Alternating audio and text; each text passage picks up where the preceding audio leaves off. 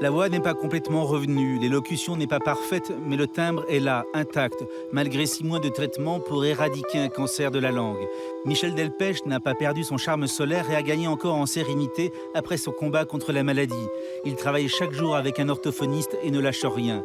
À 68 ans, il porte en lui l'espérance des mystiques, même s'il ne sait pas encore si un jour il pourra rechanter ces tubes qu'on a tant aimés. Ma première question est toute simple, comment allez-vous ? Bien, bien. Je crois que votre femme vous appelle le phénix.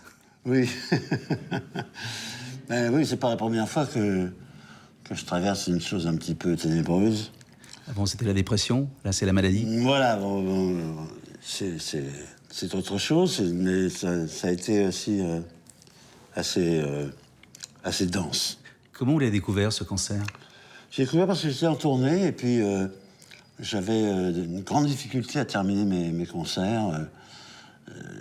J'avais l'impression d'avoir quelque chose dans la gorge qui n'allait pas, mais j'étais loin d'imaginer que ça pouvait être une tumeur quelconque. Et j'avais mal, quoi. J'avais mal et surtout, je terminais épuisé, ce qui n'est pas dans mes habitudes. Et donc j'ai consulté et on m'a annoncé la bonne nouvelle. Cancer de la langue, pour un chanteur. Oui. La base de la langue, donc extrêmement camouflée, inopérable, donc pas rigolo du tout. J'ai reçu des soins radio, chimio, évidemment, électro classique. Et on m'a fait également une curithérapie, qui est un système où on balance des produits directement sur la tumeur pour l'éradiquer complètement. Et par chance, on a réussi. Et par chance, on a épargné vos cordes vocales.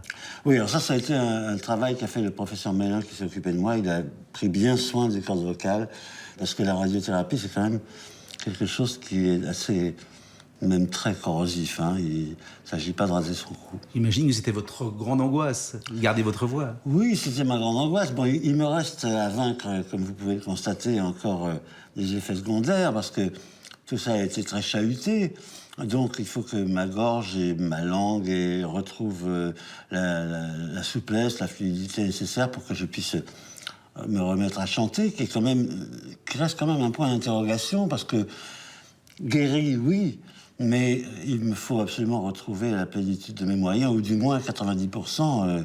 Donc, l'idée de rechanter reste quand même hypothétique. Les médecins vous ont rassuré là-dessus ou pas ? Ils ne peuvent pas se prononcer complètement, les médecins. Ils pensent que c'est possible. Et puis ils pensent aussi qu'il est possible que ça ne soit pas possible.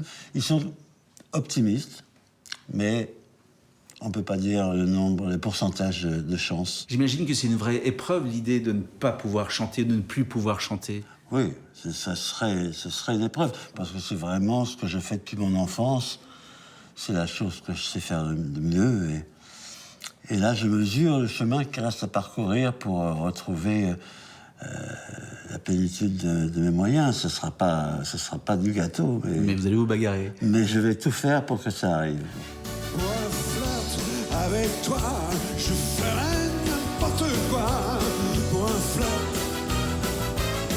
avec toi, je serai prêt à tout. Pour un simple rendez-vous. Et vous qui croyez en Dieu, il paraît que vous avez dit un jour, Dieu ne m'a pas raté, il voulait pas que je dise des conneries, c'est pour ça qu'il m'a touché là. C'est une façon de détourner la chose, bien sûr.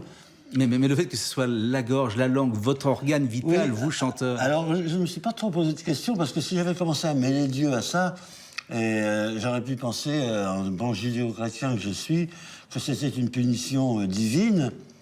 Or, je ne l'ai pas vécu comme une punition, j'ai vécu comme une simple épreuve à surmonter. Vous avez souffert ? J'ai eu des moments un peu douloureux, mais en réalité, tout est fait pour nous éviter le plus possible les souffrances physiques. Il y a des médicaments pour ça. Donc, je ne peux pas dire que j'ai beaucoup souffert, non. J'ai souffert d'impatience. L'impatience, l'idée de sortir de... Oui, tout est toujours trop long. Mais il n'y a pas que dans la maladie où tout est toujours trop long. Vous qui avez connu la Grande Dépression, qui avez donc pensé sérieusement à la mort, et vous donnez la mort, est-ce que là, vous avez pensé à la mort ? Non, pas du tout, pas un seul instant. En fait, je n'avais pas d'idée sur... je me disais pas, je vais pas guérir, ou ça va être long. Non, je me laissais porter par les médecins, en acceptant tous les soins sans poser de questions. Par exemple, je n'ai pas demandé ce que ça procurait comme sensation de poser un cathéter. Je ne me suis pas demandé si j'allais avoir mal au cœur ou des choses comme ça après la chimiothérapie. J'ai tout découvert au fur et à mesure, ce qui fait que le temps a passé relativement vite. J'imagine que vous commencez secrètement peut-être à faire des petites vocalises. Je commence secrètement à rechantonner dans ma salle de bain pour voir ce que ça donne. Mais bon, il y a encore ce problème d'élocution qui est trop important pour que je puisse juger. Je sais que le timbre de voix n'est pas atteint, ce qui est déjà pour moi une grande satisfaction. Mais je vous avoue que si je ne pouvais jamais rechanter, ce serait quand même difficile à admettre. C'est vrai qu'avec Aznavour, avec Trenet, on voit bien que la voix ne vieillit pas. Donc Le timbre rappelle toujours quelque chose à tout auditeur qui a pu connaître même les débuts. C'était bien chez Lorraine quand on faisait la fête. Elle venait vers nous. C'était bien. C'était chouette. on dit que le showbiz est une grande famille. Est-ce que les gens ont été là? Est-ce que vous étiez entouré? Oui, beaucoup. Beaucoup de mes confrères, comme on appelle ça, se sont manifestés, m'ont passé le coup de fil. J'ai été très, très gâté. Vous qui aviez écrit peu de temps avant Oser Dieu, J'ai osé Dieu, oui. est-ce que Dieu vous a aidé dans cette épreuve? Certainement, puisque je l'ai traversé. Ça me rappelle un poème. C'est un disciple qui se trouve avec Jésus sur une plage. Et à un certain moment, il regarde derrière lui et il ne voit que ses propres pas. Alors, il dit « Pourquoi m'as-tu abandonné à cet instant quand j'avais tant besoin de toi ?» Il lui a dit « Si tu n'as pas vu mes pas sur le sable, c'est parce que c'était moi qui te portais. » Est-ce que vous êtes senti abandonné à un moment? Pas avec cette maladie, non. Non, c'est des choses beaucoup plus spirituelles qui peuvent m'inquiéter et qui peuvent me faire penser à un moment donné que je suis abandonné. Est-ce que vous avez été en colère? Non, je n'ai pas été en colère, mais je me mets en colère que pour des choses secondaires. Quand les choses sont graves, ben, j'essaie d'être calme pour les examiner et les vaincre avec le plus d'efficacité possible. La colère, en général, est d'abord une mauvaise conseillère, comme chacun sait. Elle est mauvaise conseillère parce qu'elle nous empêche de bien voir les choses. Alors on dit toujours qu'il faut être combatif. Est-ce que ça a révélé chez vous une envie forcenée de vivre?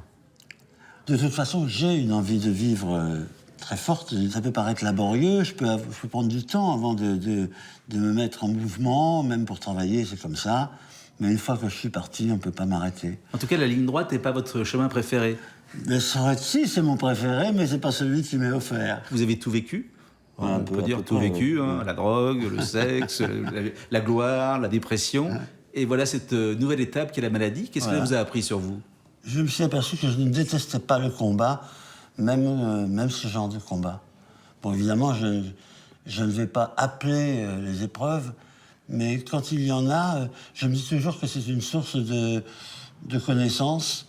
Et donc, finalement, il y a quelque chose là-dedans qui ne me déplaît pas. Même si je devais arrêter de chanter, je pense que la vie me réserve encore de très beaux moments. Donc, c'est mon destin. Et il est normal, enfin pour moi, normal de l'accueillir avec le plus de sérénité possible. Mais votre destin a été traversé par des grandes souffrances et des grands succès. C'est une vie chaotique. C'est my way. Si c'était à refaire? Ben oui, c'est à refaire. Je préfère que ce soit un poil différent. Mais ce serait terrible que ce soit à refaire quand même. Le jour où vous allez retrouver votre voix, et on vous le souhaite, on en est sûr, quelle est la première chanson que vous allez vouloir chanter? Ah, je ne sais pas. Peut-être que je me mettrai à chanter Le Loir-et-Cher. Ma famille habite dans le Loir-et-Cher. Ces gens-là ne font pas de manière. Ils passe tout l'automne à peser les sillons, à tourner les hectares de terre. Je ne sais plus grand chose à leur dire, mais je les aime depuis toujours. De temps en temps, je fais les